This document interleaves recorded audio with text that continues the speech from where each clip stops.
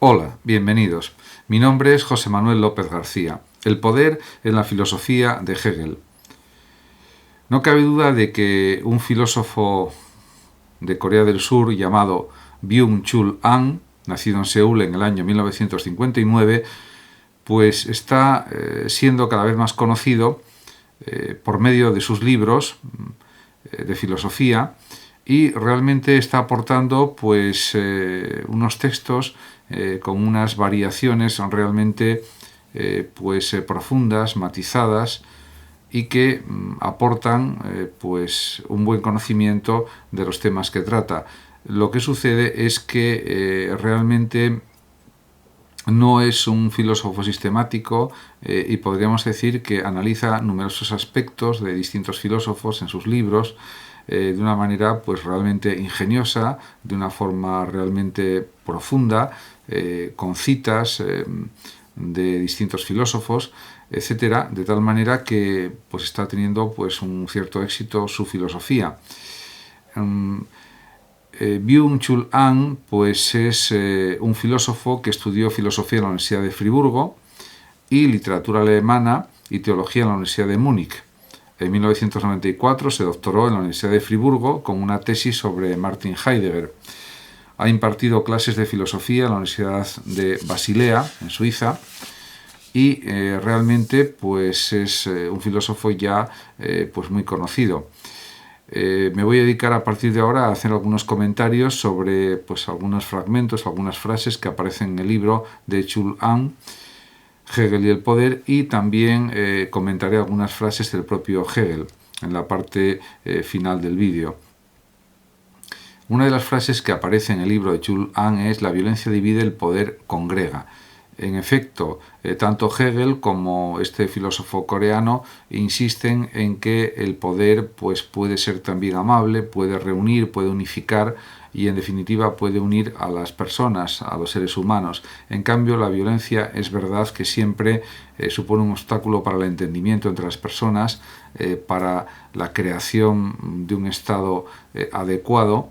y también para la construcción social, por supuesto. Por tanto, podemos decir que a pesar de que existen unas connotaciones negativas de la idea de poder o del concepto de poder, realmente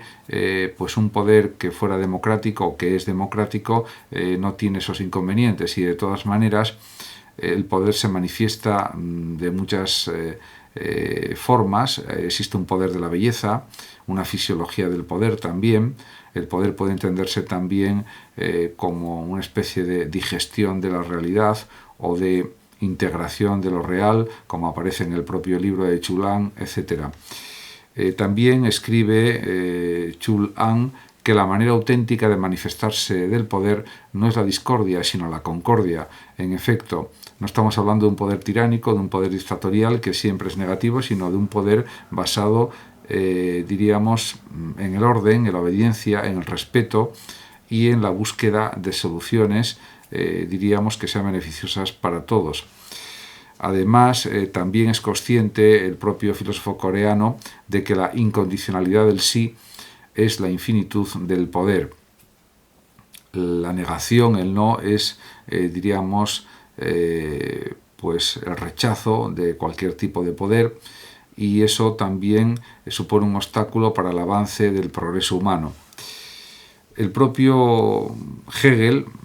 pues como se sabe, tenía en poca estima a la naturaleza, en el sentido de que consideraba que el espíritu, las ideas, el pensamiento, la racionalidad, el entendimiento son algo mucho más valioso que los propios fenómenos naturales, precisamente porque Hegel consideraba que eran generalmente monótonos, repetitivos, tediosos incluso, y por eso en uno de los fragmentos del libro aparece esta cuestión cuando dice: durante sus conocidas caminatas por el Oberland, Bernés, las montañas se le aparecían, se entiende a Hegel, como masas eternamente muertas que suscitan la imagen uniforme y a la larga monótona de lo que simplemente es así. En este sentido, pues hay pues unas críticas negativas a lo natural, a la naturaleza, a la uniformidad de lo natural, a estas masas que ya cité eternamente muertas, que son las montañas, que pues no se mueven. En cambio, las ideas, según Hegel, pues están en continuo movimiento, en continua dialéctica, y en este sentido son algo realmente mucho más vivo que la materia inerte o aparentemente inerte. Además, bueno, y en esto insiste claramente el propio Hegel, cualquier idea que tengamos, cualquier ocurrencia, siempre sería pues mucho mejor que cualquier producto natural, porque son una expresión de que somos seres espirituales, en el sentido de que somos capaces de pensar, de inventar, de imaginar, de razonar, y en definitiva somos seres con un pensamiento libre, con unas ideas libres. Por eso, para Hegel, cualquier ocurrencia, por desdichada que sea, que se le pase a un hombre por la cabeza, es formalmente considerada superior a cualquier producto natural, pues da testimonio de la espiritualidad y la libertad. Por tanto, diríamos que podemos distinguir pues una especie de belleza del poder, en cierto sentido, porque diríamos que dentro de la teoría estética hegeliana aparece lo bello en función de la profundidad de lo interior. Y en este sentido, pues está claro que la vida en sí misma, para Hegel, no es solamente pues un alegre griterío de júbilo en medio de la naturaleza o de lo otro o de la sociedad, o un despreocupado disfrutar de las cosas, pero tampoco podríamos decir, según Hegel, que la vida sea una lucha amarga, desesperada contra lo que es el no yo, en definitiva, contra la oposición de lo que no es yo, sino que simplemente pues sería una actitud equilibrada de fusión de lo ideal y lo real, podríamos decir, o de identidad entre lo real y lo ideal, que pues va superando situaciones, va superando límites dialécticamente, y en este sentido pues diríamos que lo que predomina es la alegría del espíritu, la alegría de la libertad en la expresión de ideas, en la creación de ideas también, etc. Y esto sería lo primordial desde el espiritualismo absoluto hegeliano. Además, y esto es algo que a veces no se pone suficientemente de manifiesto y que no aparece, es decir que Hegel, en contraposición a lo que piensa Fichte, por ejemplo, otro gran pensador idealista, tiene pues una cierta y una clara confianza en el mundo, en la realidad, porque diríamos que el poder nos permite ser más libres, el poder hace capaz a las personas de estar ilimitadamente junto a los otros y potencia de alguna manera la libertad. Es lo que se podría denominar la fisiología del poder, que se puede identificar con incluso con la absorción de la realidad, con la captación de lo real, el poder de lo real, el poder de dominar la realidad o lo real en la medida de las posibilidades humanas. Y también Hegel establece pues una conexión o unos nexos entre el poder y la religión, porque para Hegel está claro que el fenómeno religioso es un fenómeno de poder, porque considera que el poder está en el origen de todas las religiones, o por lo menos de todas las religiones monoteístas, ciertamente, como es por ejemplo el cristianismo, el islamismo, etcétera, el judaísmo, etcétera. Además, también está plenamente convencido Hegel de que la magia reposa sobre la convicción de lo espiritual, o de que lo espiritual es el poder sobre lo natural o sobre la naturaleza. Realmente él está también afirmando, Hegel, que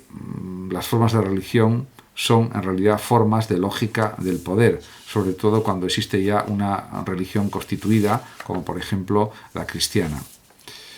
En relación, por ejemplo, con la filosofía del derecho de Hegel, está claro que para Hegel el sistema del derecho, en su libro La filosofía del derecho, pues afirma que es el reino de la libertad realizada, el mundo del espíritu expresado por sí mismo como una segunda naturaleza. En definitiva, para Hegel está claro que el Estado es la realidad y la libertad concreta. Y incluso dice más, el Estado es la voluntad divina o es voluntad divina en cuanto espíritu actual que se desarrolla en forma real como organización de un mundo. Ciertamente el propio Hegel tuvo problemas en el desarrollo de su pensamiento político con la censura prusiana. Estamos hablando pues, de 1821 a 1831, cuando murió, y realmente, a pesar de que era un pensador político que podríamos calificar de liberal conservador o de liberal reformista, pero moderado, pues realmente tuvo que sufrir los efectos de la censura del Reino de Prusia, a pesar de que era el filósofo oficial de Prusia en la última parte de su vida. Realmente Hegel considera, y lo dice explícitamente, que el bienestar de un Estado tiene un derecho completamente distinto del bienestar individual, con lo cual está contraponiendo el bienestar de cada individuo frente a lo que pretende conseguir el Estado, lo que está sugiriendo que se reafirma pues una especie de relativo maquiavelismo, porque el Estado puede tener fines superiores a los fines individuales, así lo plantea el mismo Hegel. Además, como se sabe, el derecho ocupa para Hegel todo el ámbito del espíritu objetivo. De todas maneras, también pues hay una interpretación hegeliana del Estado como el ámbito del deber ser de la libertad, ya que afirma Hegel que el deber ser de la libertad ya existe o ya es en el propio Estado, con lo cual el Estado es representación del espíritu libre humano o de la libertad humana de forma general. Y además también el mismo Hegel insiste en que solo en el Estado se realizan la libertad y el derecho,